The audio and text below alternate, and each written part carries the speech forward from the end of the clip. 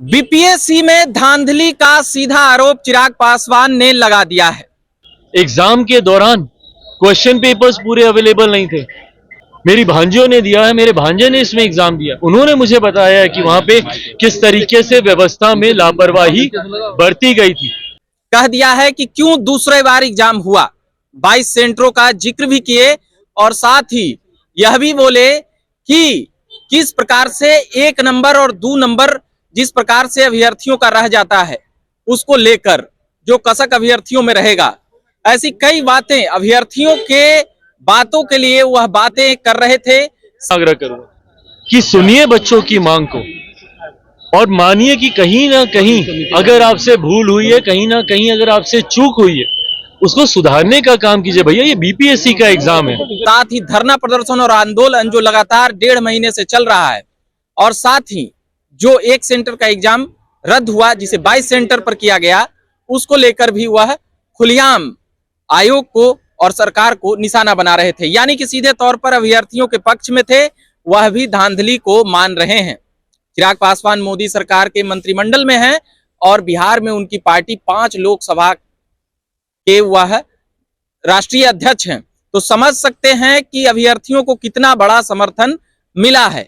सीधे तौर पर इतना खुलेआम चिराग पासवान ने कभी नहीं बोले थे।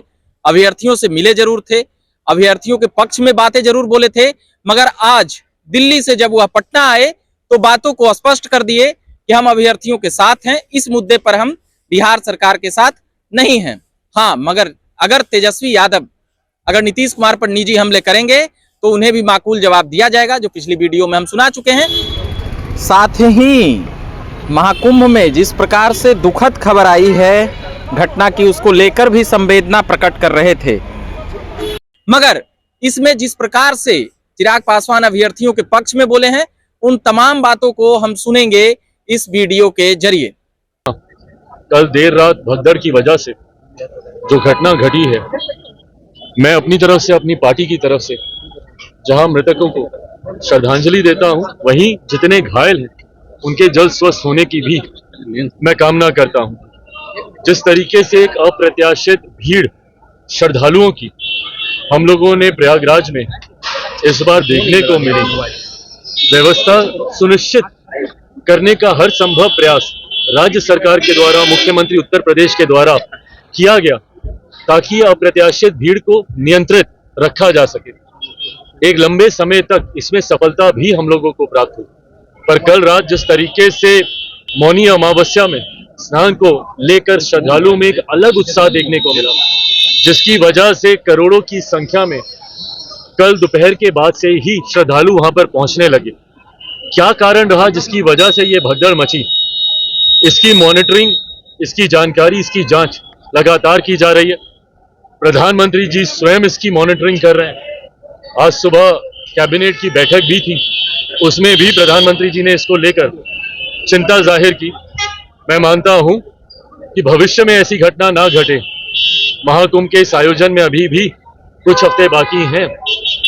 इस बात को तो जरूर सरकार सुनिश्चित करेगी, पर इसकी जांच करवाकर जो भी दोषी हैं, जिस भी कारणवश ये भगदड़ मची है, उस पर भी जरूर हम लोग कार्रवाई करने का कार्य करें। ये दुखद है। देखिए, हर चीज में राजनीति नहीं उचित है, और कम से कम ऐसे समय पर तो नहीं जहां एक तरफ आस्था, श्रद्धा का विषय है, वहीं दूसरी तरफ उन्हीं श्रद्धालुओं को भगदड़ की वजह से अपनी जान गंवानी पड़ी। ऐसे में तुरंत राजनीतिक दल जब कूद जाते हैं आरोप प्रत्यारोप की राजनीति करने, व्यवस्था पे इल्जाम देने लग जाएंगे, वीआईपी कल्चर को दोष देने लग जाएंगे, ये वही लोग हैं जिन्होंने इसी दौरान जाकर उसी व्यवस्था में इन्होंने भी स्नान करने का कार्य किया।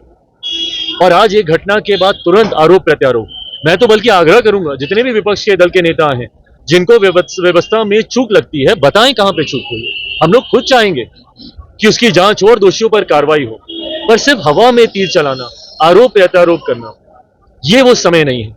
कम से कम उन परिवार वालों के लिए सोचिए जो श्रद्धा की भावना के साथ वहां पर गए और जिन्होंने अपने परिवारजनों को खोने का काम किया। वो भी देख रहे हैं कि किस तरीके से राजनीतिक लाभ के लिए इस तरीके की राजनीति की जा रही है। ये कतई उचित नहीं है। एक बड़ी व्यवस्था, एक अप्रत्याशित भीड़, 144 साल के बाद ये महाकुंभ हो रहा है। इससे पहले मुझे बता दें, कौन सी सरकार के पास इस तरीके के आयोजन का अनुभव रहा।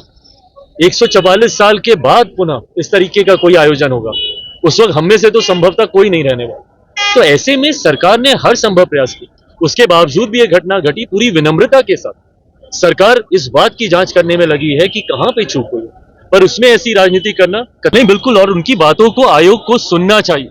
जो आयोग कान में तेल डालकर छात्रों की बात को सुनने तक के लिए तैयार नहीं है, मैं बल्कि आयोग, उनके तमाम सदस्यों से, उनके अध्यक्ष से मैं आग्रह करूंगा कि सुनिए बच्चों की मांग को और मानिए कि कहीं ना कहीं अगर आपसे भूल हुई है, कहीं ना कहीं अगर आपसे चूक हुई है, उसको सुधारने का काम कीजिए। भैया ये बीपीएससी का एग्जाम है, मैंने इस बात को पहले भी कहा था, मैं पुनः दोहराता हूं। मेरे परिवार के बच्चों ने इसमें एग्जाम दिया, मेरी भांजियों ने दिया है, मेरे भांजे ने इसमें एग्जाम दिया। उन्होंने मुझे बताया है कि वहां पे किस तरीके से व्यवस्था में लापरवाही बरती गई थी। एग्जाम के दौरान क्वेश्चन पेपर्स पूरे अवेलेबल नहीं थे।